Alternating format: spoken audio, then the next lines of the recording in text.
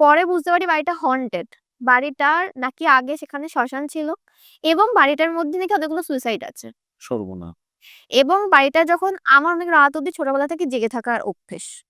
তো আমি রাত্রিবেলা আমাদের বাড়ি তখন ৩ তলা হয়নি। আমরা ১ তলা বাড়ি কিনে বাবা পরে বানিয়েছিলেন ওটা।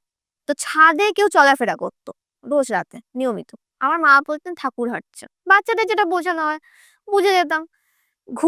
রাত্রিবেলা ঘুমোচ্ছি ঐরকম বাইরের ব্যালকনি থেকে মনে হচ্ছে এদিক থেকে কেউ একটা সরে গেল। তারপরে আচ্ছা, এখানে আমার একটা খুব জানতে ইচ্ছে করছে, সেটা হচ্ছে এ তার তো বলছেন কোনো আকার নেই, তার কোনো বডি ওয়েট নেই, কিছুই নেই। সে কোনো বস্তু টাচ অব্দি টাচ করতে পারে করতে না। পারে না। তাহলে কোন পায়ের প্রেসারে আপনি আওয়াজ শুনতে পাচ্ছেন বা কোন বাসন পড়ার আওয়াজ শুনতে পাচ্ছেন? সে বাসনটা সে টাচ করে ফেলছে কিভাবে? টাচ তো তার দরকার নেই করার।